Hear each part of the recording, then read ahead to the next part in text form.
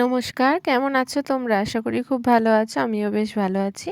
আমার নতুন আরেকটা ভিডিওতে তোমাদের জানাই অনেক, অনেক ওয়েলকাম। এটা ছিল 4th আগস্টের একটা ভিডিও। তো আমি সন্ধ্যে ৮টা থেকে ভিডিওটা স্টার্ট করেছি, তোমরা তো দেখলেই।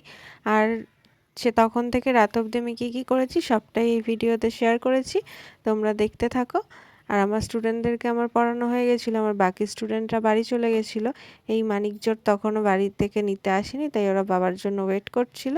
তারপরে ওদের নিতে চলে এলো ওর বাবা, তারপরে ওরা বাড়ি চলে গেল আর আমি আমার কাজ শুরু করে দিলাম। জানো তো বেশ কয়েকদিন ধরেই ভাবছিলাম আলুর পরোটা বানাবো, খেতে ইচ্ছে হচ্ছিল, তো আর বানানোর টাইম হচ্ছিল না। তো সেই দিনও কাজ ছিল, তবু ভাবলাম না যতই কাজ থাক আজকে বানাবোই। তাই মিশানো স্টার্ট করে দিলাম। মা ওদিকে আমাকে হেল্প করে দিয়েছিল, আলুটা সেদ্ধ করতে বসিয়ে দিয়েছিল আর ময়দাটাও মেখে দিয়েছিল।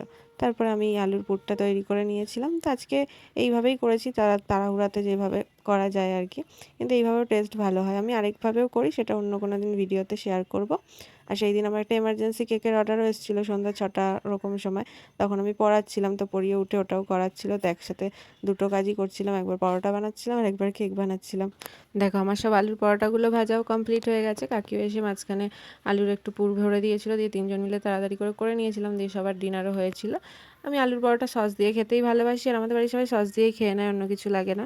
আর কেউ কেউ ভাতও খেয়েছিল দুপুরে যেগুলো ছিল সেসব দিয়ে।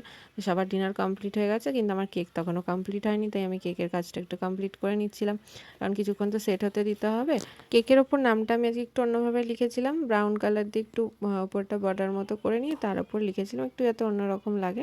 দিয়ে আমার লোগোটাও লাগিয়ে দিয়ে সেট হতে রেখে দিয়েছিলাম। আর পরের দিন যে একটা কেকের অর্ডার ছিল সেটাও কিছুটা করে রেখেছিলাম। আর কেকটা আমি ডেলিভারি করতে গেছিলাম রাত 12:15টার সময়, যখন রাস্তায় কোনো লোকজন ছিল না, পুরো অন্ধকার শুনশান।